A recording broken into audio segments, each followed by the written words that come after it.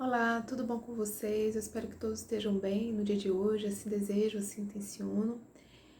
Venho com a continuação do livro A Coragem da Verdade, da aula, né, que o Michel Foucault deu no dia 15 de fevereiro de 1984. É a segunda hora desse dia, né, a continuação da aula que eu já dei no vídeo passado, né? Então, venho continuar, né? Para quem está acompanhando, para quem se interessa por esse estudo, né? Dou assim a continuidade dessa aula. Foucault ele vai continuar tratando sobre sobre o momento em que Sócrates pede a Críton que faça um sacrifício de um galo ao deus Asclépio, que é um deus da cura. E para tratar desse momento, né, dessa parte do texto de Platão, Fédon, né, Foucault ele vai se referir a um autor chamado Dumésio, né, que Dumésio ele vai exatamente discutir isso, ele vai discutir o motivo pelo qual, por quê? Porque Sócrates pediu para fazer uma oferenda ao deus Asclépio, né, que é o deus da cura. De que é que Sócrates precisava curar, né? Então, Dumésio ele vai fazer uma análise desse trecho. Porque o deus Asclépio é um deus que cura os homens de tempos em tempos, né? Então, por quê? Mas o que é que Sócrates foi curado? Então, isso foi uma polêmica na filosofia. Vários autores discutiram isso, né? Vários textos foram escritos na tentativa de interpretar os motivos, né? Pelo qual Sócrates faz isso, né? Pede para fazer esse sacrifício de um galo a esse deus, né? E a primeira interpretação, assim, é uma interpretação bem antiga de um neoplatonista, Olimpiodoro, né? Ele diz que essa oferenda é para agradecer ao Deus da cura por ter curado Sócrates da vida, né? Curado a vida em si, né? Dos males da vida. E muitas pessoas, né, não ficaram, Foucault vai dizer, satisfeitas com essa interpretação de Olimpiodoro, esse neoplatonista, né? Por quê? Porque isso contradiz a vida de Sócrates, né? Que não era uma vida assim. Os ensinamentos de Sócrates, a forma como ele vivia a vida, não era não é um modo de viver, de pensar a vida como uma vida sendo uma doença, né? Então isso se tornou algo contraditório. E o Foucault ele até inclusive vai dizer que o Nietzsche ele ficou decepcionado com Sócrates por isso, né? Nietzsche diz, ele traz um texto: será possível um homem como ele, que havia vivido alegremente como soldado aos olhos de todos, era um pessimista? Sócrates, portanto, sofreu a vida, vingou-se dela. Ah, meus amigos, temos que superar até os gregos, né? Nietzsche diz. Então, para resolver essa contradição, né, da vida de Sócrates, com o fato dele querer se curar da vida, como foi a interpretação do Olimpiodoro, ele diz que Sócrates fraquejou, né? Então é sobre isso que o Foucault ele vai discutir nesse momento. É uma contradição, porque nos textos de Platão, Sócrates, ele, no Fédon, né, e em outros textos de Platão, né, Sócrates é aquele que leva uma vida filosófica, ele tem uma vida pensada, né? Ele tem uma vida de cuidado de si, cuidar dos outros. Ele tem uma vida que não se deixa levar pelas paixões, pelos, pelos apetites. Ele refreia os apetites, né? Ele não é levado por opiniões falsas da sociedade.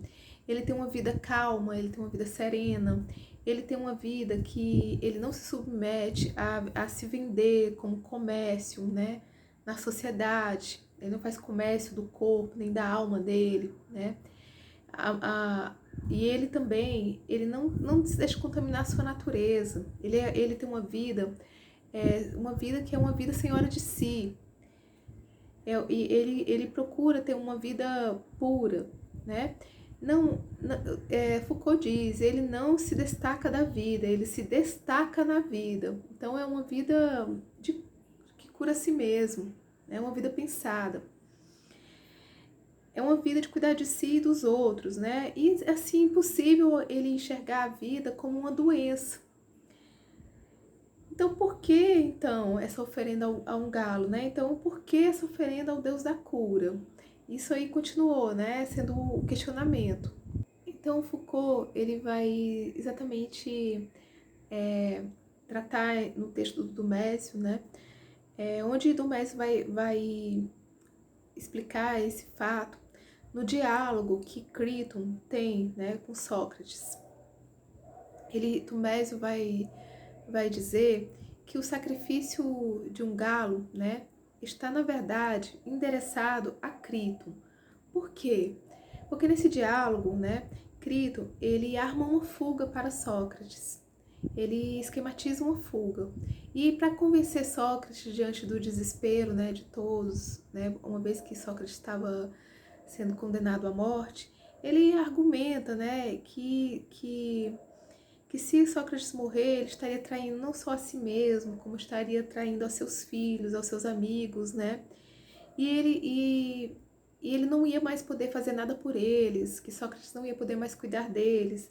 Além disso, seria uma desonra para os amigos de Sócrates, por não ter feito de tudo para ajudar Sócrates a escapar da morte. Eles poderiam ter feito, mas não fizeram. Então, assim, seriam julgados, né? Seriam condenados pela opinião das pessoas, certo?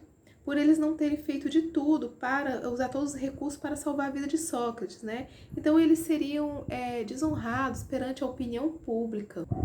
Então, continuando o diálogo de Sócrates com Críton, Sócrates ele começa a localizar, né, onde é que estaria então a doença de Críton quando ele começa a pensar sobre essa proposta de Críton, né? E aí ele começa a fazer algumas perguntas, como ele sempre faz. Devemos levar em conta o juízo, a opinião de qualquer um, né? Ou devemos levar em consideração apenas a opinião de algumas pessoas? Ele diz, você sabe muito bem que não devemos seguir a opinião das pessoas, de uma forma geral. Ele questiona com Críton, né?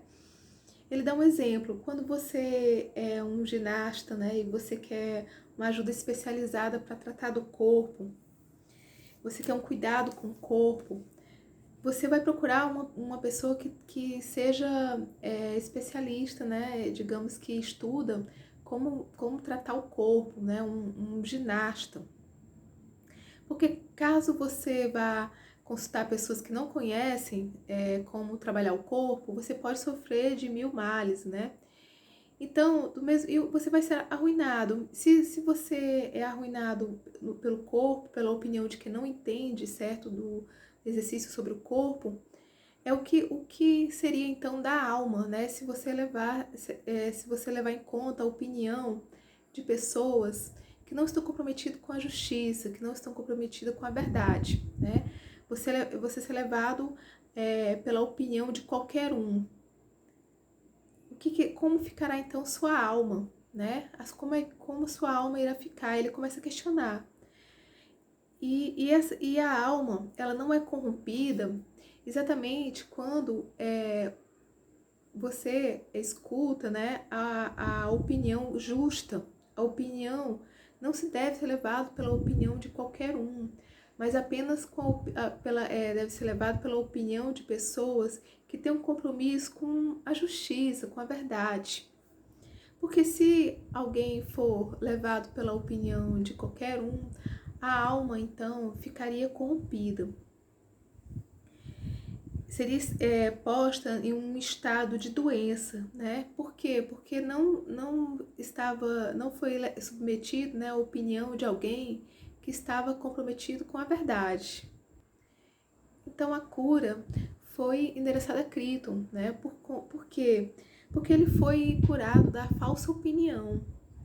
Ele foi curado da possibilidade de ter a alma deteriorada, né, por uma falsa opinião, pela opinião de qualquer um, né, e que poderia causar uma doença em sua alma. Outra passagem do Phaedon, né, exatamente sobre essa questão, é quando eles começam a questionar, certo, os perigos do raciocínio. Que o raciocínio, por exemplo, como esse de Criton, né, ele pode trazer perigos, né? O raciocínio, o falso raciocínio, né, poderia trazer perigos. Então, Sócrates ele vai dizer, não devemos ter ódio ao raciocínio, né? A questão não se trata, certo, de ter ódio ao raciocínio. Não, o raciocínio ele é bom, né? Tanto é que Sócrates, através do pensamento, ele percebeu, né, essa doença, a qual essa proposta que poderia trazer uma doença da alma ao ser levado pelas falsas opiniões, né? Não se trata do raciocínio em si. Ele vai dizer que o raciocínio ele é bom, né? A questão é que quando temos um raciocínio ao qual nos levará a uma situação ruim, isso acontece porque não estamos bem de saúde, né? Nossa alma não está bem. Então, assim, nos deixamos levar por falsas opiniões, tendemos a ter raciocínios inadequados e, assim, uma opinião mal formada, né, quando se baseia em opiniões ruins, atinge a alma de forma maléfica, né, porque corrompe, deixa a alma doente, né. Então, é disso que é necessário curar-se, né. Então, o Mésio, ele confirma, né, pela leitura de Phaedon, que é isso que era necessário curar-se naquele momento. Mas então, por que Sócrates diz, nós devemos um galo a Asclépion? Por que ele não disse, Criton, você deve um galo a Asclépion? Pois você foi curado, né? Ainda surgiu essa indagação, por que então? Porque Sócrates, ele tem um forte vínculo de simpatia, né, de cuidado com seus amigos, né? Então, quando um sofre de uma doença, todos sofrem por esse vínculo que é muito forte. Um sofre com a doença do outro. E também, né, o próprio Sócrates, assim como os outros, podem ter sido convencidos por Criton de fazer esse ato, né, da fuga, né? Eles podem ter seduzido por essa falsa opinião, esse pensamento inadequado de Criton, né? Então, através do bom pensamento, do bom raciocínio e do bom discurso, eles encontraram a verdade, né? E essa verdade, ela foi reconhecida por todos. Então, assim, quando Sócrates realiza esse movimento do raciocínio, né, e descobre a verdade, ele consegue curar a si mesmo e curar a todos. Então, essa cura não foi uma cura individual, foi uma cura coletiva. Então, ele vai explicar, né, por que ele se deteve nesse texto de Dumésio, né? É para exatamente mostrar algo que Foucault ele toca nessa tecla, né? E principalmente no livro A Hermenêutica do Sujeito. Eu trouxe aqui, tem no meu canal, vocês podem consultar aqui, né, nas minhas playlists, né? Que os gregos, eles focam muito na questão do cuidado, né? Principalmente Sócrates. O cuidado de si, o cuidado dos outros, o cuidado da família, o cuidado da cidade, o cuidado dos amigos. Ele é alguém que presta esse trabalho de cura, né? Cura dos doentes da alma. Então ele prescreve alimentos, né? Também para o corpo, né? Alimentos, exercícios, práticas, discursos verdadeiros para curar a si mesmo, curar a alma, né? Então essa questão do cuidado, da cura, está muito presente, por isso deve-se agradecer ao deus Asclépio, né, por ter essa vida de constante cura, né, e pureza interior, né, se manter puro. Mas por que mesmo, né, Sócrates não quis fugir da prisão? Porque, ele vai dizer, né, as leis elas existem, né, para cuidar da cidade, elas são necessárias para cuidar do coletivo. Então, se as leis disseram que ele deveria morrer, ele deveria, como ele está comprometido com cuidado, né? Ele deveria seguir as leis da cidade, né? E nas suas últimas palavras, os amigos de Sócrates, eles perguntam o que devemos fazer depois que você morrer. Então ele diz, cuidem de si, cuidem uns dos outros, né? Continue cuidando e cuidem da virtude. E o sacrifício é exatamente para o Deus que ajuda a curarmos e a cuidarmos de nós. Bom, gente, eu finalizo por aqui esse trecho do livro Michel Foucault, A Coragem da Verdade. Eu agradeço por quem assistiu, muito obrigada.